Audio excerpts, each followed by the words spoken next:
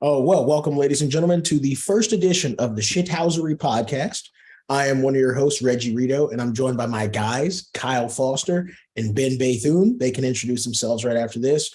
We're just going to start off with this. I'm a Tottenham fan, and for the national team, I support France. Rito, French last name. Now I'm going to pass it on to Kyle. Yeah, I'm a Chelsea fan. I've been a Chelsea fan forever. I also support England, even though I'm from the USA. But yeah, I love this team. I love them to death. They're not Pretty doing pissed great off right at them now. right now. This fan is But at a low point. I fully back my manager and I back my owner. Okay. I'm going to pass it on to Ben.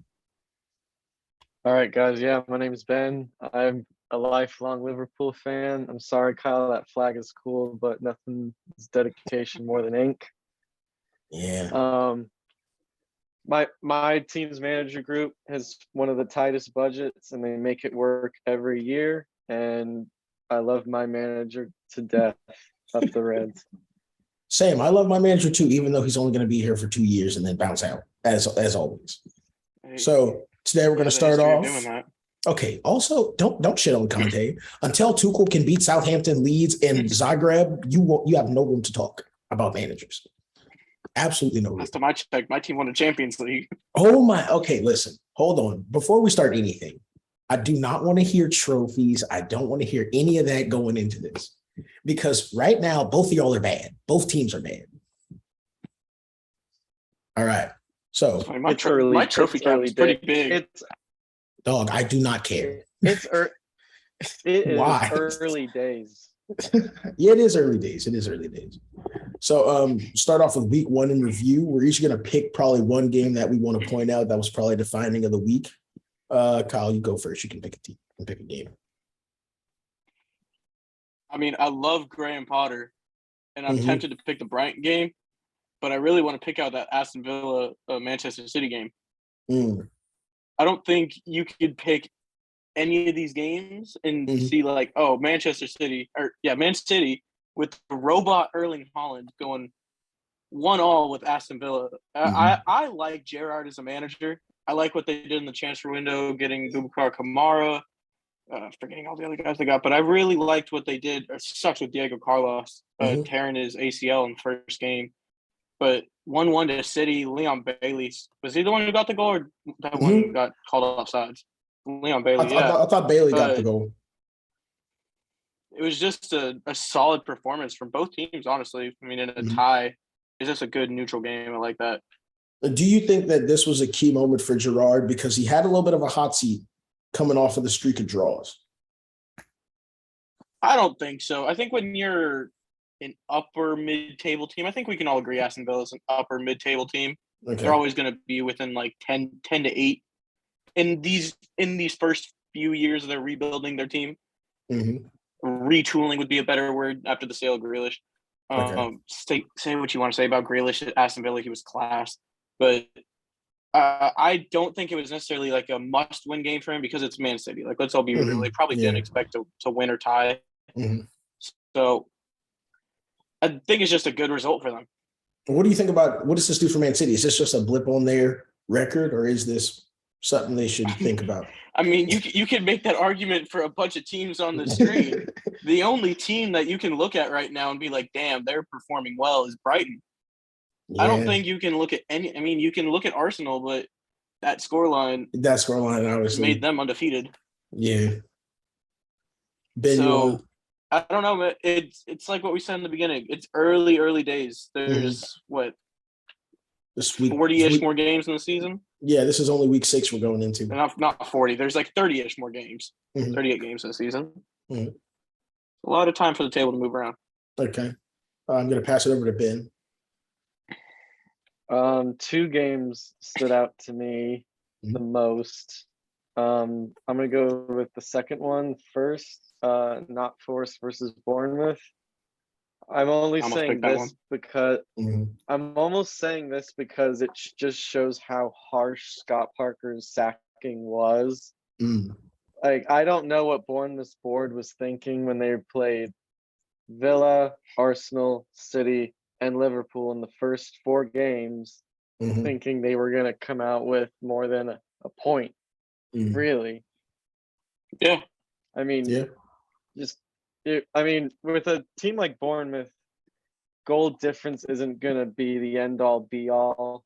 Like, that's rarely is a relegation determined by that. And I think it was a panic on Bournemouth, and it may see them go back down because Scott Parker brought them back up. But I don't even think that there's an argument that they're going back down. I think even before the firing of Scott Parker, I think you can argue that they were going down regardless. Sorry to cut you off. I would say they were my 20th place team. They were my 7th team. I thought Scott Parker was going to control the locker room and maybe just edge over Fulham, maybe Leeds. We're going to see how the Americans do over in Leeds. But ultimately, the game that stood out to me was the Brighton game. Just a Graham Potter masterclass. Like, just Brendan Rodgers, your days are numbered, my man. Your days are numbered. Okay. Can I add on to a point real quick about Brendan Rodgers? I don't think we have a dedicated talking point. Okay. If you're Leicester, I want to ask both of you guys, what are you guys thinking if you're Leicester? If they're bored, you're firmly in 20th place. How many more games do you give Brendan Rodgers to turn around? 2. I was gonna say 2 exactly. Yeah, because honestly, Leicester's the only team right now that hasn't fully secured a point, or have they got? Yeah, they are. I'll pull out the table. Yeah, they're firmly in 20th though. Yeah, okay. Yeah, I know they're last. 20th. They have 1 point. They have a draw. No wins, a draw, and 5 losses. 1 and 5. I mean, look, -8 goal differential. That's yeah, no, I'd agree with Ben. 2 games is probably the max because honestly, there's no end in sight in Leicester because teams are leaving. Chelsea just picked up Fofana, and other guys are probably going to be coming in and out the door too. And he benched Vardy. Yeah. This is the one thing I might like. What I don't understand is, at the end of last season, I'd say they had 6, maybe 7 of their Premier League winning players on their roster. Like Maddison's still there, Vardy's still there, Schmeichel was still there, and it just seems like they completely forgot about Schmeichel. He left to go to the Belgian league for what, $1 million? No. He went to the French league. He went to Nice. Went to Nice for $1 million. Mm-hmm. Yeah, I don't. Unless there was some behind the scenes there where like his kids might live there, or that's where his, like the rest of his family is. I know he's Danish. Or just didn't want to stay in Leicester. There's something going on because that's quite frankly a club legend. Like, I think Brendan Rodgers is losing the locker room because he still has quality players that should see him sit between 12th and 10th. Mm. Is there anything else you guys want to add? Yeah, I just want to just talk a few minutes if we have time. Yeah, we got time. With Leicester, I think they're in the same group as Villa. They're the upper mid-table team. They should be competing anywhere from 8 to 6, maybe even 5. I mean, I don't think they're a top 4 team, but you see them compete against top-tier teams. We're talking last year and the year before. Yeah. But I think when you are a team like Leicester and you pick up a coach like Brendan Rodgers, when they did a few years back, it's a very opportune hiring because we saw Brendan Rodgers that was down in his career, coming off a sack, going to a team that, rebuild this team and maybe you get another shot at managing a good team. So with that, and you see how Brendan Rodgers has more or less transformed Leicester, because he's transformed to a good team. Aside from this year, they have been good. I don't think we can argue they've been bad. An FA Cup win against Chelsea, but that Tielemans goal was so nice. But I don't think you can give him 2-3 games. I think you give him to right before December, right before the transfer window opens up, just because of the fact that, I mean, as a mid-table team like that, you're probably not going to attract top-tier managers. But even if you look on the market, I had transfer market pulled up of like best available managers. There's not a lot of like standout guys. And I don't think there's anyone you'd want to promote someone. Is Poch going to Leicester? I wouldn't. If I was Poch, I wouldn't not listen to it. I don't know. Like when he was at Poch PSG, isn't a bad manager. But when he was at PSG, he wasn't running the show. We all know that. It was either the chairman or the players. When he's That's the same thing that happened with Tuchel, though. And then at Tottenham, after just taking them to a final, had a bad 5-game run. They sacked him, gave up. We know he's a good manager. He needs to go to a team that will invest in him, put in those 4 to 5 years, like Liverpool did, and how now Arsenal are copying that model, and let him develop. You're talking about Poch, right? Yes.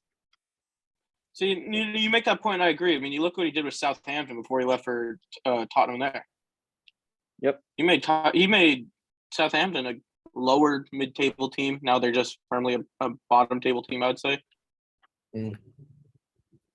But so I agree. I agree with what you're saying. So with all that discussion of bottom tables, who are our final 3 going out of this? Like getting relegated? Like our bottom 3 relegated teams. Because I'm assuming we all have those 3 in our mind. I'll go first with this. I'm not on the Leeds hate. I think, and this isn't because they destroyed us, but I think Leeds and Jesse Marsch, they're playing some good football down there. They really are. I think they stay up. I think they might be the first team out of relegation. Was it 16? Yeah. 17, 18. Yeah. I think going down, as much as I loved what they've done the transfer window, in statistically signing a new player every 4 days, they're not going to be able to gel, and that's Nottingham Forest. Forest, as much as it's cool to see them in the Premier League, they are not a Premier League team. I mean, what was it? 25 million on Morgan Gibbs White. Killed it with Sheffield United in the championship, but there's other players. I know they were trying to get Hassam Aouar, but that didn't happen. I mean, that's a class player. He was getting links to top-tier teams 2 years ago and just never happened. So I would say them. Fulham can't stay in the Premier League as much as I love Mitrovic. Fulham can't stay here. And then I don't know. It's a toss-up between a few teams. I don't know. It's definitely those 2 going down. I have Everton and Fulham battling for the 17th spot? Oh, 18. Okay. Yeah, the 18th spot.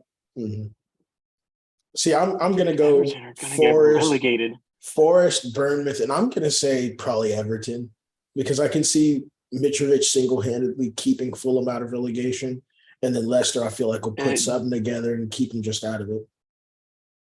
The last 6 years, I've seen that same argument with Fulham, and it hasn't happened. They've gone up and down and up and down and up and down. Yeah, I know. They always bounce in and out, but Mitrovic looks different this year. Mitrovic is a beast. In the Premier League. Everton lost a couple players that saved them. Well, they had to sell Richarlison. We'll talk about that when we get to the transfer. Yeah, we'll talk about that for the next segment. I kind of want to talk about Everton. Okay. You want to talk about Everton as a little bit now, or as a part of the next segment? Let's do next segment. All right. Next up, we're going to the transfer window. This is where we pick one team that we think dominated this transfer window and who we think probably made the smartest business decisions as a club as a whole.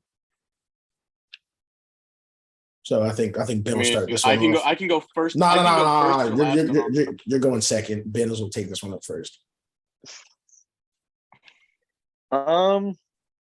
Honestly, who had the most productive transfer window was Chelsea. The most expensive, not the most productive. It was the most like they knew what Most they expensive needed ever. to get. They knew what they needed to get, and Hold on, took don't some talk about Chelsea because losses. I'm going to be talking about them. No, we can talk about whatever team we wish to now. It doesn't matter. We'll both talk about Chelsea then. Yeah, we'll lob everything in. They knew what they needed. However, some other options that were available may have been better. I agree. For instance, like, are For we going to get an instance, Yeah. For instance, every Barcelona snub. I'll get into that in a minute because I want to talk about Chelsea for a minute. I'll let Kyle get into that. But had Chelsea gotten the players they originally wanted, they'd be sitting top 3. Okay. Kyle, you want to take this one up? Because obviously you have a lot to talk about with transfer window. So, yeah, I'm going to go with Chelsea as a Chelsea fan. Productive window, it's hard to argue we didn't have a productive window. I don't necessarily like the word productive. As you see, it took a month and a half to get Sterling signed. It took actually pretty quickly for Koulibaly. It took about 2 weeks for that to get done. Then just every other signing felt like it took months. Like Fofana took a month and a half. Aubameyang took a month. And it's not like we got our second options, but we firmly got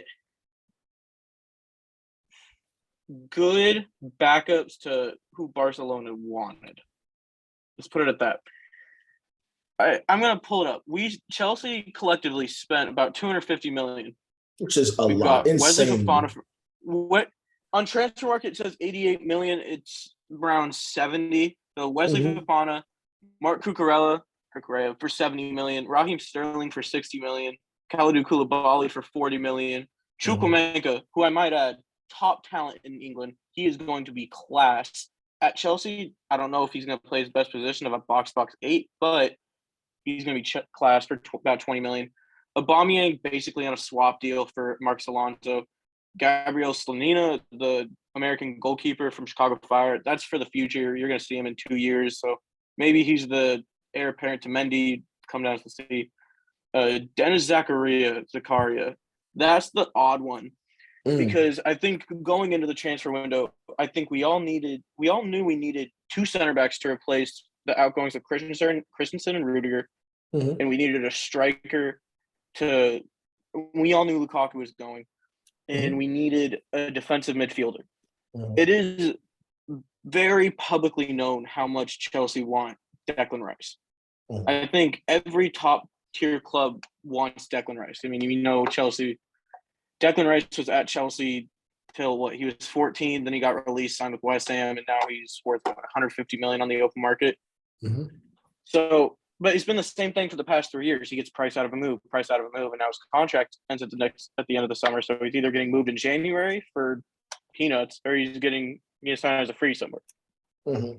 So with that in mind, I don't mind going for Zakaria. You saw him a few years back when he was at Mönchengladbach, who was a top-tier talent in Europe. I mean, this guy's CDM was getting the Conte comparisons. And he goes to Juventus, string of injuries, and just wasn't getting played when he needs to. Zakaria on loan with an option to buy for $30 million could be a great piece of business if he's played right. Very optimistic towards that.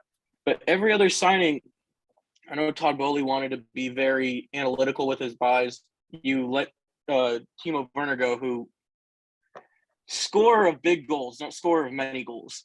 You go in and you buy, to replace him, you buy Raheem Sterling, who statistically is one of the, we see all the sitters he misses, but he's one of the highest chance creators in all of the Premier League.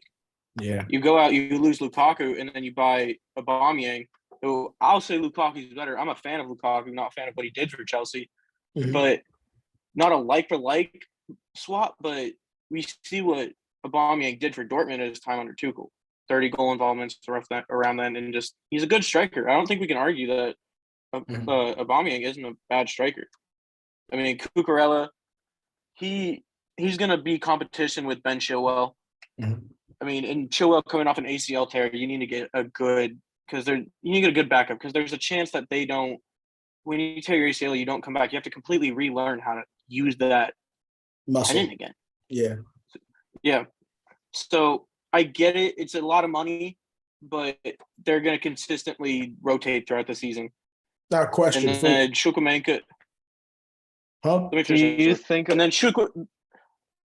Do you think Aubameyang is going to be a problem in the locker room like he was for Arsenal? No, because he knows he's here on a stopgap signing. I mean, and if he's a problem in the locker room, shit, he's here on a 1-year deal, maybe a 1 year with a year extension if he hits some clauses. Mm-hmm. I mean, but we practically bought him so we can go out in January or the summer and buy Christopher Nkunku from Leipzig or Rafael Leao from AC Milan. I mean, you can look. They tried to get Rafael Leao towards the end of the transfer window, offered £80 million, and AC Milan said they wanted the release clause. So they're down for business. Mm-hmm. And then Nkunku, Leipzig said he's not leaving till the summer because he's only going to go for his release clause, as they've done for men. They did with Timo Werner. Mm-hmm. So I think Chelsea had a good transfer window, and I think a lot of people, including myself, are overreacting to this early run of forms because the football looks atrocious on the pitch. Because I was going to ask, so players far, do not have chemistry. Yeah, I was going to ask so far. It's a lot of money that they've spent, but the production that we're seeing so far isn't matching up with the amount of money that you spent on these players.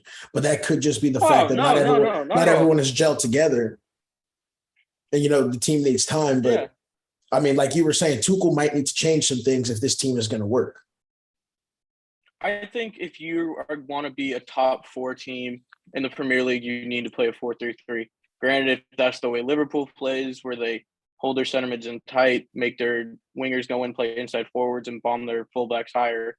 Or if you want to play like Pep and invert your fullbacks and make your mids go higher. However you want to do it, you need to be a team that dominates possession, one. You need to be a team that can outfield players that give the offensive produce, but still cannot get countered openly. So I get the whole point of playing a 3-4-2-1, 3-4-3, however you want to play it, because in the offensive phase, it's the same. It's basically it's a 3-2-5. 3 defenders, 2 midfielders, Jorginho and whoever is the other pivot, and 5. It's basically the same, except Liverpool and City played the 2-3-5. So I mean, take a defender out of midfielder, vice versa. But I think it's just the premise of when you get to a 4-3-3, you can inherently put out more attacking options. And I think with the quality that Chelsea have, they need to do that. There needs to be that step up. But I think the only thing that's holding them back is a true holding midfielder. Is that Declan Rice? Is that Frankie de Jong? Even though I don't think that's that's who they would use, because we were very publicly going for Frankie de Jong. So I think this season, I do think we'll make top 4. I think these signings will gel. But I think when you can really – and I think we have to keep Tuchel through the rest of the season. But I think next season, when you can see if Chelsea get a Nkunku or a Leao and a Declan Rice and a De Jong, that's when you can start judging this team. Okay. So sorry I took time, but that's my honest opinion on Chelsea right now. Yeah, okay. The team I'm going to say that had a pretty good transfer window is my own team, just like Chelsea, Tottenham. Tottenham have picked up Richarlison, Basuma, Ivan Perisic. Quite frankly, we have so many weapons that we can't put them all on the pitch together. As you can see, Richarlison is fighting for time with Son, Kulusevski, and Kane. And honestly, anytime he gets in, he's the spark that we need on offense on the counterattack. Truly and honestly, Tottenham have had the best transfer window of all of these clubs. But I will understand that Chelsea, we spent $250 million. That's completely fine. And Ben is groaning, and he's probably going to disagree with me at the end of this. But I truly believe Tottenham Hotspur dominated the transfer window. I wouldn't say dominated. I would say you guys had a. I wouldn't say dominated, but I'd say you guys had a very good transfer window. When you have a coach like Antonio Conte, yes. I mean, all Chelsea fans, regardless of what happened a few weeks ago, we will all have a soft spot for Antonio Conte. He won us the Premier League. He won us an FA Cup. He's going to recruit top-class players, but with the negative football you see him play, like you see Harry Kane defending in his own box. Hey. Look, I mean, I love the Yves Bissouma signing. I'm a closet Brighton fan. Like I've said it multiple times. I love Graham Potter. Love the things he does. Big Basuma fan. Perisic. It's weird. He goes Inter Milan. Conte said he wasn't there. Loaned him out to Bayern Munich. And now he comes to Everton and he wants him back when he didn't want him previously, but he's killing it. I know, Ben, you might not like Richarlison, but he is a Premier League. I want to say Premier. I don't want to say Premier League proven, but I will say Premier League able forward. And I can already see the groaning. I don't think so. Like, it's just taken a lot to say as a Chelsea fan, but Tottenham had a good transfer window. They really did. I'm not disagreeing. They had a good transfer window.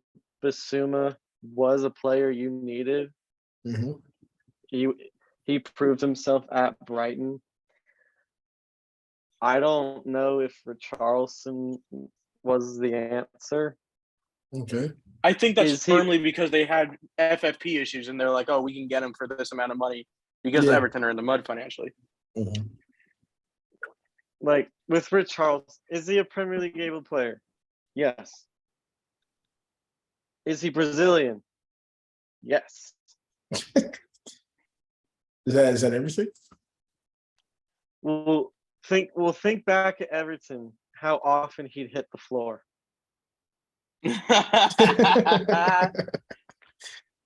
That's just all. I mean, that's who was the coach, but he had one season where he was just banging in goals. Like there were times where the refs were like, "Come on, stop it." Okay, well, look, that could just be the fact that maybe he is getting hit. Maybe y'all just don't see these calls. And as we know about makeup calls, Chelsea and West Ham had a little making up to do.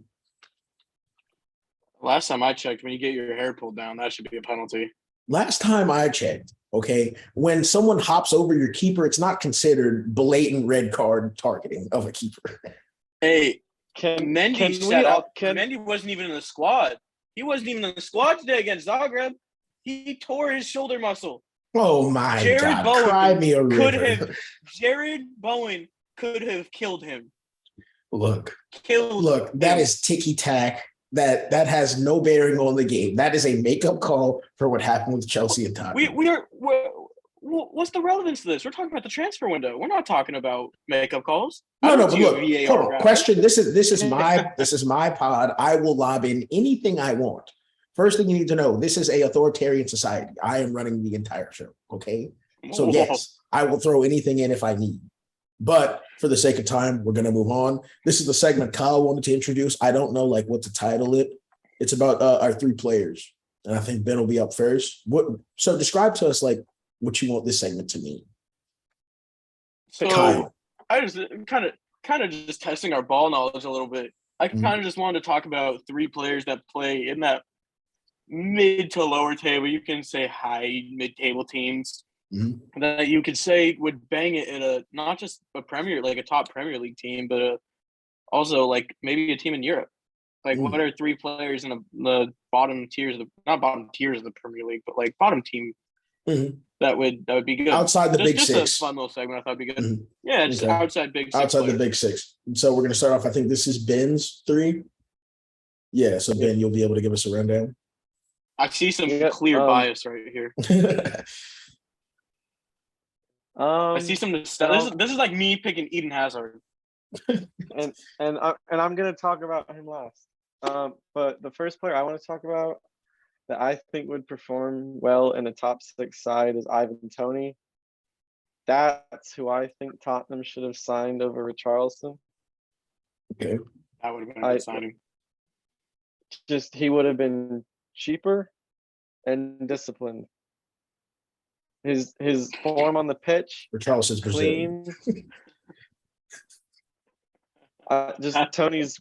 Tony's form on the pitch is clean. His game against Leeds this weekend, just every time the ball would hit his feet, knock it in. Dude, his hat-trick goal, he firmly hogged the ball. He had an open net. Yeah, he had a Kobe moment. On the open goal, he fully kept the ball and just Kobe it. Hey, he's Love stat the guy though. padding. I really like Ivan. I mean, look, Brentford can only score in bunches, so you got to stat pad at this point. I definitely think he may be Brentford's one of, if not the one of their top scorers. And I genuinely think he may get 10 plus goal boys. I could see him getting more. Yeah, I was going to say more because at the rate Brentford's scoring, their entire offense goes to them. Mm-hmm. Yeah, then kind of gets moving the on to comparison. I'll give you that. And then moving on to Nick Pope. Newcastle definitely won the goalkeeper transfer window with this pick. He's always, him and Pickford have always been going for the number one spot in England. Mm-hmm. Whoa! What about Dean Henderson? He's getting relegated. He's kind of he's in goalkeeper purgatory.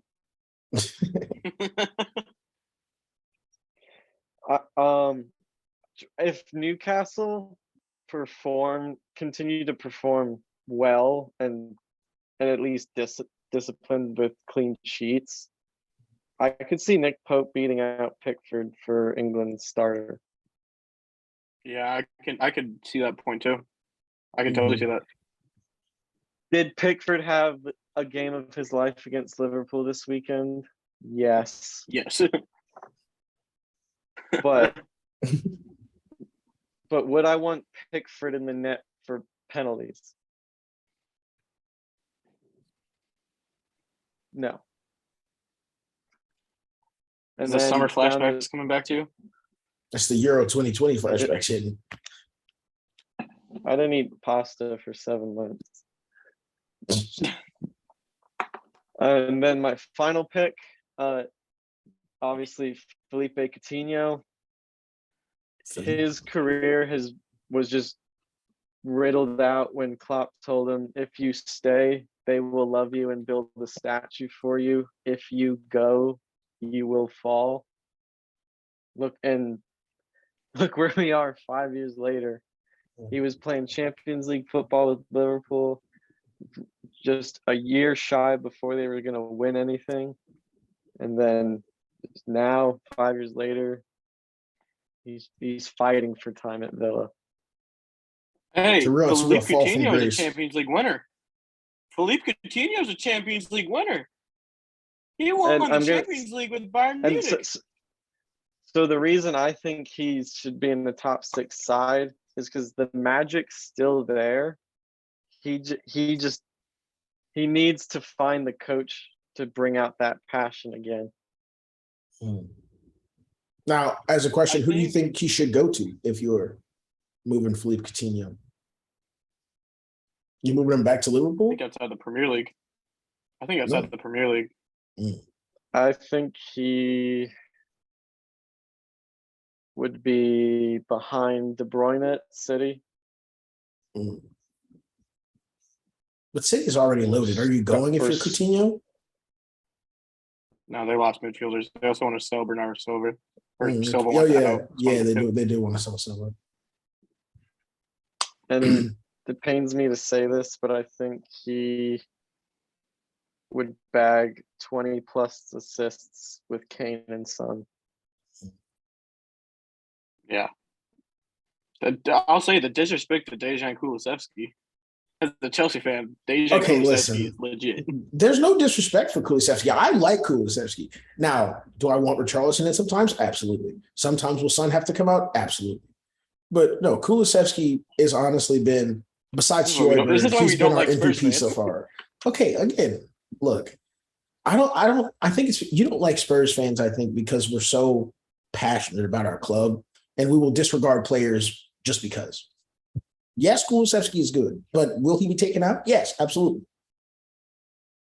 Moving on to the next set of 3. I just want to make a note. Oh, yeah. I just want to make a note. I am the only one in this podcast who has not bragged or brought up their own team. Well, look, in this case, humility is not favored. You don't win points. You don't win points for not mentioning Liverpool. Now, on to the next segment. Kyle's top 3.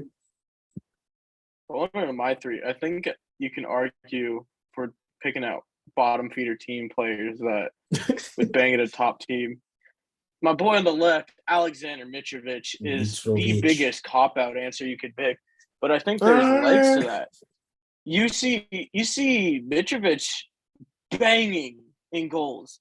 And not just, not this season yet, but banging goals against top clubs. Yeah. Like you see, I know Emmanuel Dennis went from Watford to Nottingham Forest, but Emmanuel Dennis was getting Team of the Year votes last year because all the goals he scored, or the majority of them, were against top 6 teams. Mm-hmm. I mean, in Mitrovic, consistently, I don't know if he's getting priced out of a move or he just really loves living in Fulham. I wouldn't mind living in Fulham as a Chelsea fan, but I don't know if there's something there, or if he's on some sort of astronomical wages. There's got to be some why he hasn't moved. I think we can all agree that Mitrovic is a top 6 striker in the Premier League. Ooh. I could agree with that statement. I could agree with it. I don't want to say top 5 because we don't top 5. Okay, he's 6th. Yeah. Top 10. Alexander Mitrovic is a true number 9. Mm-hmm. Like, if you're going to build a team who builds their play through their strikers, who can hold up the ball, who can make runs in behind, who can dominate aerially, like, I believe in for his advanced stats, aerials 96th percentile. Non-penalty goals, 91 percentile. Or 98th percentile, my bad. It's just insane. Dribbles completed, 91st percentile as a striker. Tackles, 92nd percentile. Love that. You just can't deny stuff like this. The guy is legit, and he shows it year in and year out playing for Fulham. And I know there's guys that just don't move from teams. Like, look at Jamie Vardy. He'll never move away from Leicester. So I don't know if there's something going on, but he's legit, and I would love to see him go to a top team. Question: What top team would you want to see Mitrovic go to? Comments? Yeah. Who needs a true 9 right now? Chelsea. Chelsea don't well, no. I would rather go for one of the players I said earlier. See, that's the thing. You look at the big 6. None of us really need a striker. I mean, Man United. I could see him bagging goals at Man United. Yeah, I could really see that. In the Premier League, I really wouldn't go to anyone else right now. Crystal Palace, but that's not. I wouldn't consider that much of an upgrade. You're at least staying in the Premier League every year. Yeah, that would make Palace challenge for 7th. West Ham, but they just signed Scamacca. I mean, same type of striker. A beautiful bit of business. I really don't think he'd fit in anywhere else except United, because Liverpool play a false 9. Bobby Firmino plays here. It's here, mate. He plays here, mate. Bobby Firmino is not a true striker. Yeah, that's what I think. You need a true number 9 with Mitrovic, and not a lot of teams nowadays play with a true out-and-out 9. So that's when it's hard to say what teams would he fit in. So could he drop back it's not just to an attacking midfielder? I mean, with his stats, yeah, he could. But with how he plays, I wouldn't want him playing it. I wouldn't play him the 10. I want him being a 9. Going with that, I will go into a guy that I have no clue how he is still at Southampton. Man should absolutely. He just loves the club. I don't know how you love Southampton. But James Ward-Prowse, mate. Prowse is a top center mid in the Premier League. Watch any Southampton game. The class this guy has. You see Southgate playing for England, he starts.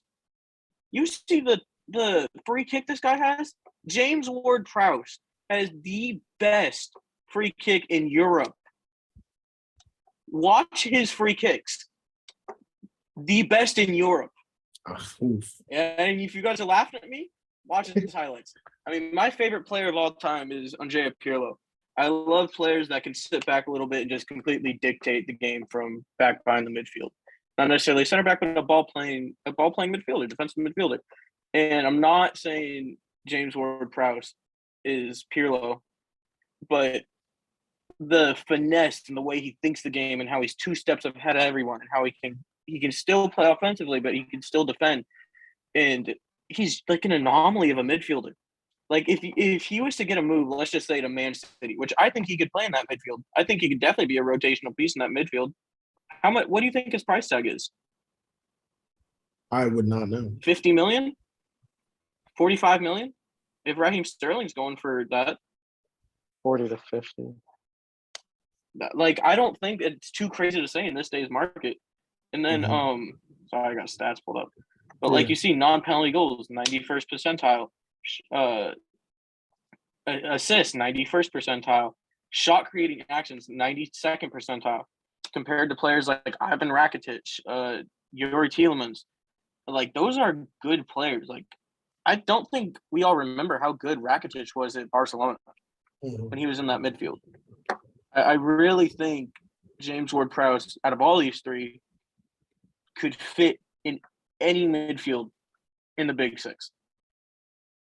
Any midfield. I don't want to say he can walk into the midfield and start game in, game out, but he can definitely compete for a spot.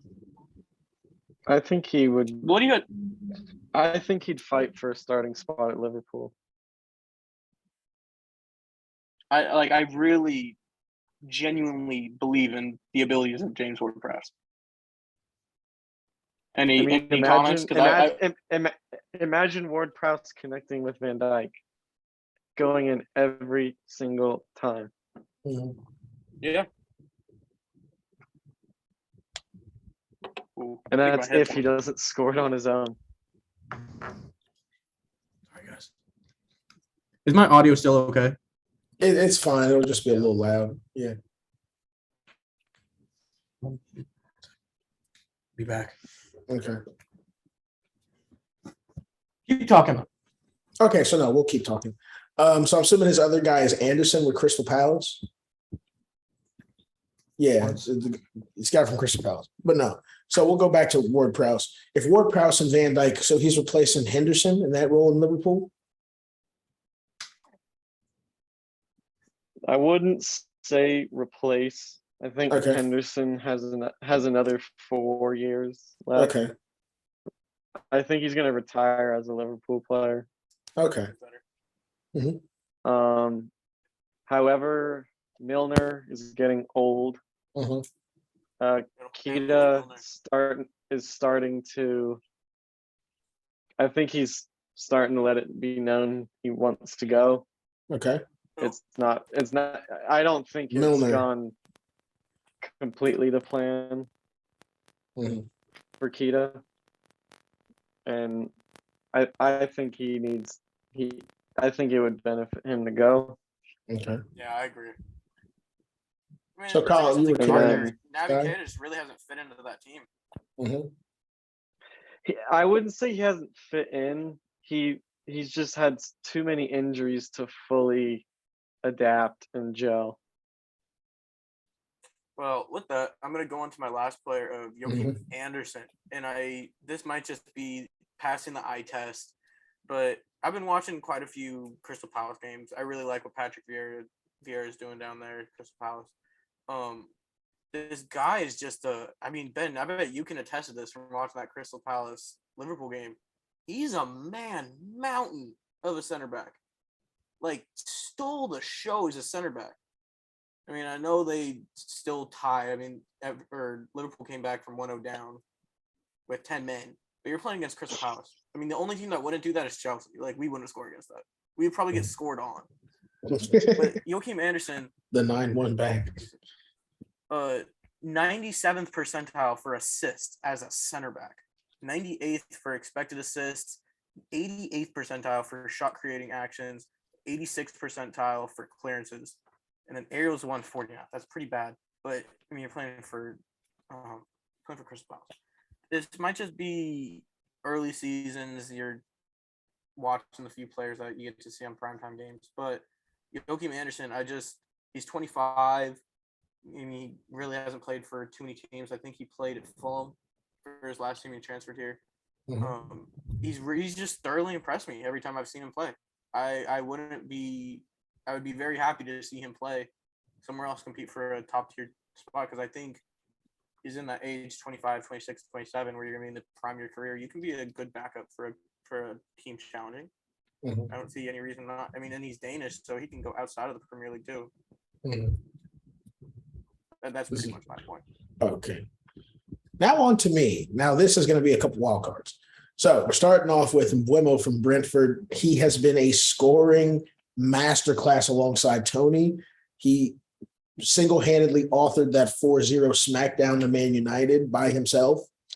And truly, Brentford, obviously, as we can see from history, is going to be a team that, like, they have to score at least 3 goals in order to win these games against these clubs. And so, no, Mbeumo is going to be the centerpiece with that team. Next, on to St. Maximin. I know that he just got injured, but he did score that screamer against Wolves to get a draw. And St. Maximin has honestly been the centerpiece of that Newcastle team.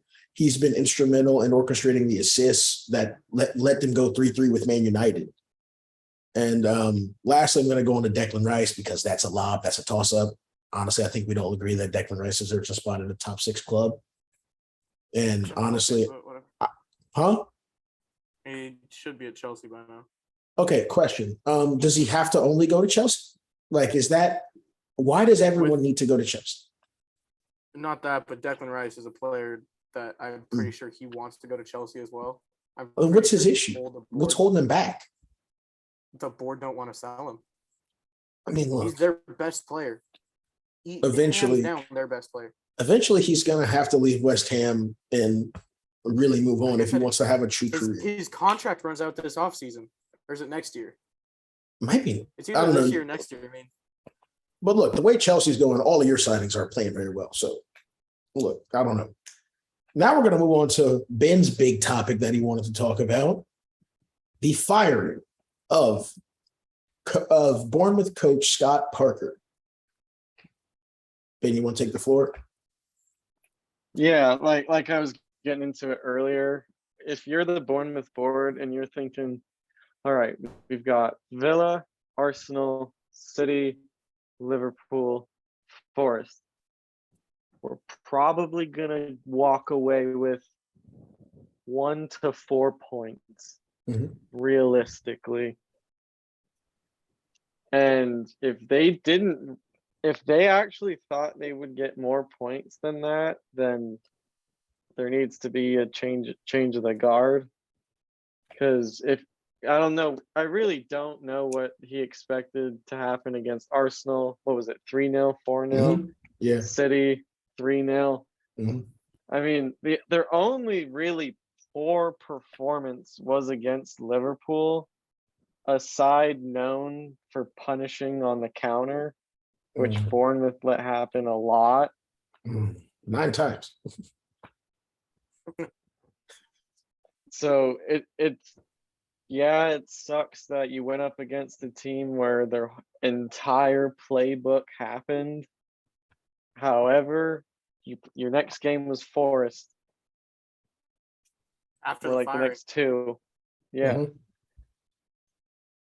So it's like, hey, maybe, yeah, we got a really rough first 5. Let's give him another 5. Because it's not like they signed him this off season. He brought them up from championship. That's not easy. No, not at all. The championship is completely different than what it was 10 years ago. Yeah. Like, he had to win so many games to not be in the playoff. And we all know how lucky Forrest got in the playoffs.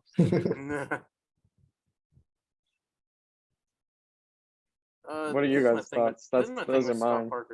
With Scott Parker, like you said, you pull a team like Bournemouth, who I think it was one of those teams we kind of just got used to them being in the Premier League. I mean, they were how many years were they up for? 5? Yeah, 4, 5. Yeah, like it was just one of those teams. Like, you're gonna go down to Bournemouth, get your 3 points, but you just got used to seeing them in their 10,000 seat stadium. Like, realistically, I mean, this is just me being a fan. I don't like to see stadiums that small in the Premier League. Oh my God. That's just a side. Now we're judging stadiums? Oh, the Vitality Stadium is tiny. Okay, also, we can also say this as Americans, every stadium is a mega stadium. So seeing these little things. Bournemouth realistically might only hold like 15. Also, we all support big six clubs. Like, quite frankly, we all have the largest stadiums in England. So, like, maybe we should cut these guys some slack. This isn't Luton Town's grounds. Yeah. With Scott Parker, you see a guy who brings a pretty shitty team. It's hard to Nah, you good. Got relegated. This is the shithousery pod, so you can say shit. And you come to the Premier League in your first 4 games, what Arsenal? What were their 4 games? It was Arsenal, City, Liverpool, Forest, right? Mm-hmm. Everything you said, Ben, is right. Mm-hmm. Maybe a few points you're gonna get. I mean, you shouldn't get any points from the first 4 games. And with a team that newly gets promoted, and I went on transfer market, no pretty big outgoings. They had no money going out, or no money coming back into the club. Going out of the club, they spent about $30 million on 2 guys I don't even know the names. I'll bring them up real quick. Mm-hmm.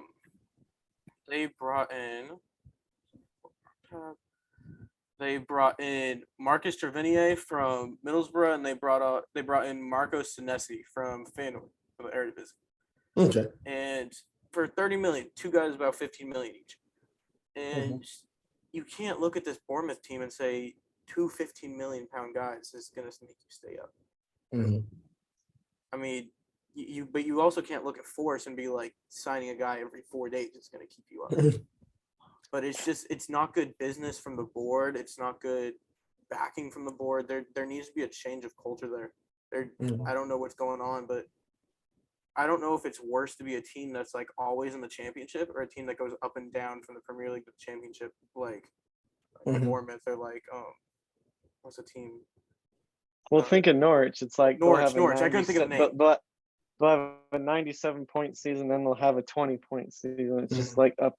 It's almost mentally unhealthy to be a Norwich. Yeah, and they have a new coach every year. Mm-hmm. It's just I don't know. I'm kind of giving them the same Brendan Rodgers comparison. With a team like this, and you realistically have to expect to be bad, even though you can't publicly say that. Yeah. But like in the back of everyone's behind the board, you got to realize, okay, we're going to be struggling. You at least have to give them till December. Mm-hmm. Let the man have a Christmas. You signed 2 players. That's not going to keep you up in the Premier League. Yeah. Like it's far too harsh. He was not the man to go. I mean, unless his tactics were so primitive. But you're playing big 6 teams. It's not like you're playing teams that you think you should be competing against. Okay. So, I'll say that the Scott Parker firing was unwarranted. And honestly, like I'm going to agree with both of y'all, the board probably needs to revise their thinking when you walk into a quite literal death schedule starting off your first 5 games. And also, I think I wanted to level up the question, well, what do we think is next for Scott Parker as a manager? Do we think that he's a good enough coach to move on? Or could this have been his last stop? Everton. MLS. Not a good coach. Mm-hmm. MLS. MLS. Why you say MLS? He's either going to end up in MLS or replace Lampard. Or you can replace Graham Potter. There's no way Graham Potter stays another season at Brighton. So I know you've been pretty big on Graham Potter. What do you think is Graham Potter's next stop? West Ham. I think David Moyes gets the sack after this year. Really? Yeah. I mean, he's been completely backed. I mean, you see $40 million on Lucas Paqueta, who's going to ball out. I will say that. But West Ham would be an amazing move for Graham Potter. I think both parties would definitely benefit from that, actually. Mm-hmm. Like, I should say this about a few teams, but I like a few players on West Ham, and I'm a huge Graham Potter fan. I think that's a perfect fit. I think that's a perfect fit for him. And if Graham Potter can bring over some Brighton players, they're challenging fifth. I don't even think he needs to bring any players. I think if Really? you look at the team that they play that 3-4-1-2, I mean, you can have Thilo Kehrer play right center back, Kurt Zuma play the middle, or let's say Craig Dawson play the middle because he's old, he needs protection. Zuma play the right center back. You would have Emerson play wing back, and you'd have Sufal play right back. In the midfield, you would have Socek, and let's say for the hell of it, Declan Rice is gone by next summer. And then attacking midfield, you would have Paqueta, and at striker, you would have Scamacca, Antonio, or Jared Bowen. And if you want to go to the 3-4-2-1, you have Jared Bowen, Paqueta as like the inside forwards, and Scamacca or Antonio at striker. He doesn't really need to bring anyone over. Like, I think that's a perfect fit for him. It's a plug and play, improves your team. That's all you got to say. Maybe I'm a Brighton fan, but I think you are a Brighton fan. You've been really pro Brighton this whole time. Dude. Also, isn't he your rebuild team on FIFA? He is. It will be my first rebuild team on FIFA 23. And then the last thing I'll throw in last minute to end off the pod. So, as you know, Tottenham fan, Liverpool fan, Chelsea fan, where do we expect to see our team at the final table? Oh, we're all three of us top four. Oh, no, I agree top four, but I don't know. Somebody might be fighting for a conference league. I don't know with Chelsea. I think it's early days in the Premier League season. I think Chelsea and Arsenal are going to fight for fourth. I think I've been saying this all offseason, so I kind of have to stick with it. I think Arsenal's form dips off. I don't think they keep that form all year. I think they are a top 6 team. But I think Chelsea, with how badly they've started, they need to figure it out now. If they don't figure it out now, I don't think Tuchel gets the sack because you have to back him with the money you've spent on him. But it's gonna be a hard month for Chelsea. They basically have to win all their games this month. I think 3 through 6 place will be decided on the final day. Yeah, with how the table's gone this first month, yeah. Like we might not even see a Man City Liverpool title this year. With how it's in the realm of possibilities. With how it'll crazy be a lot this starts. Closer. Yeah, it'll be a lot closer. I don't think anyone challenges for those 2 spots, but I think, yeah, what you said, it's going to be a lot closer. Better choice of words there. Okay. Like I don't think it'll be like a 12-point difference, but what was it, 30-point difference between second and sixth. One last question. Yeah. Sorry to just keep talking about Chelsea. What do you guys think? This is not a Chelsea pod. What do you think happens throughout the year? Do you think they put some games together? Do you think they gel, or like what do you guys honestly think happens with them? It's a legit question. Me personally, it's very concerning. Like we just dropped 1-0 to Zagreb, Dynamo Zagreb in the Champions League today. That's terrible. You guys, what you guys are notorious of in your big transfer windows. You bring in a ton of new guys, and it's going to take a little bit longer to gel. I agree. And especially they're all coming from different leagues. And most of those leagues are attack heavy, not defense heavy. Yeah. Like we're not bringing in Bundesliga players. Aubameyang. I have a Bundesliga players have been scoring. Aubameyang should be fine though, dude. He is Premier League proven. Like he's half a year out. No, but I'm saying he's coming from a league where he's like bang, bang, bang, like barely trying. Yeah. But now he's come back and he's like, fuck, I'm not going to score as much. Yeah, I can see that. Now, could that affect the scoring dynamic within Chelsea if Aubameyang has to start sharing the wealth a little bit more? No, because when you see our front three it's going to be a mixture. They don't share. It's going to be a mixture of Sterling, Havertz, Aubameyang, Mount. They've just been terrible this season. It's like not one person. No, I would say they do share. They want to share too much. Aside from the West Ham game, when Sterling should have not the West Ham game, the Palace game, when Sterling should have got a hat trick. You've seen these guys don't want to take the final shot. I mean, watch the Zagreb game today. I see someone's disagreeing. He could have went. No, I'm agreeing. Like they just don't.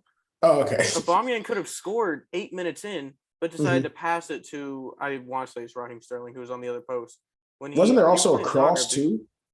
It was a cross from Aubameyang to the other striker. Yeah, but it's just one of those things. It's like, I know you're new to the team, so you're kind of trying to be unselfish, but just take the shot. You're playing a team who you should beat.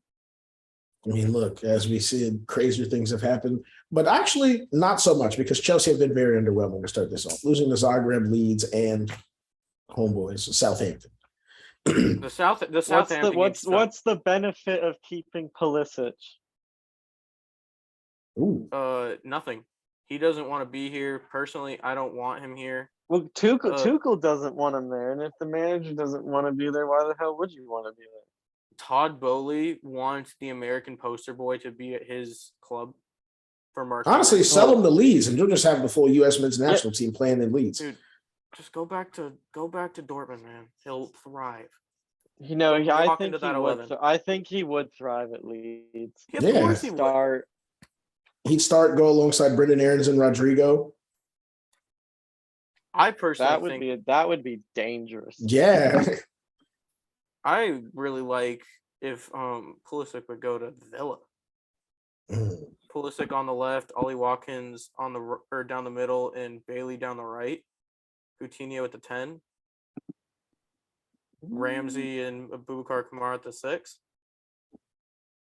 That's a good little mid-table team you're building there.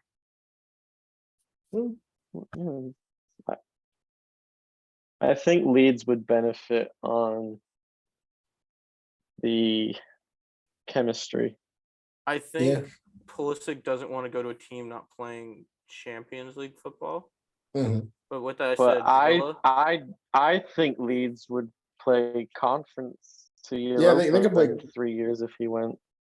I actually rate Leeds a bit higher than everyone else does. I don't think they're a straight down team. I actually think they are going to survive comfortably. Oh, in the bottom table. I don't think any of us had Leeds getting relegated, huh? I know a lot of the public had Leeds getting relegated. Yeah, a lot of the public did have Leeds getting relegated. Yeah. Well, they had a horrific injury crisis in the middle of the season. Mm-hmm. Yeah. Oh God. And I think a lot of people forget that. Mm-hmm. Well, to end it off, I'm going to say Tottenham's going to be number 2 in the league because Liverpool is surely not passing us up. That's just to end that off. And so I think us will be 2. It'll be us for 2-3. Yeah, because obviously I'll say this: like Manchester United is probably going to be 15 points clear of whoever's in second, like at minimum. I think you rate Man City a little too highly. Man City, quite frankly, is untouchable as a club right now. I think City will finish with 5. Okay, yes, Aston Villa just tied to them, but they have to get ready for Champions. I think City will finish 5 to 7 points clear. Okay. Also, we did not mention the class that is Erling Haaland, because I know some people said I did. He was coming in from Bundesliga where he's not going to get the 40 goals that he had at Dortmund, but honestly, he's probably on pace to what? Put in 25, 30, 30. I want to see him after the World Cup. I mean, is he even playing in the World Cup? No, he's not playing. Norway's not. No, that's the point. Mm-hmm. Yeah, that's the. Well, wait. I have one last question, completely off topic. Who's winning the World Cup? Oh, okay. We're gonna end it off like this. No reasoning why. Who's winning the World Cup? I already know your answer. I gave you the scarf. England or Brazil? Firmly going to England. Okay, look. England is honestly probably going to use the United States in the group stages. I'm going to say Brazil or my home team, France. I know the whole can't win again. The U.S. goes out the group. I think the U.S. gets out the group stages. I just want to see the U.S. win the World Cup. I don't see the U.S. getting out of the group. I think. Oh, so you think England and Wales? I think England, Wales will. I think the U.S. is a better team than Wales. If England's form doesn't improve, it'll be Wales, England, US, Iran. At least you're Wow. honest. Okay. So next pod, do you want to talk about? And if the US is going to move on, it's going to be because they beat Iran and tied Wales. Question for next pod: are we talking about the World Cup and what we think about the World Cup, or first week of Champions League play? Probably first week of Champions League. Yeah, first week of Champions League. Because honestly, what I just saw against Zagreb, I might have to take I might have to take a week off. I want to die already. I might. I don't want to talk about the travesty that is Zagreb versus Chelsea. I just would like to say I just finished watching those highlights. It's bad. Dude, fair play to Zagreb, dude. They went full Jose Mourinho, like 11 men in the box. I want to point out this is Liverpool's third or fourth time playing Napoli in the group stage. It is. But this is the first time without Koulibaly, so.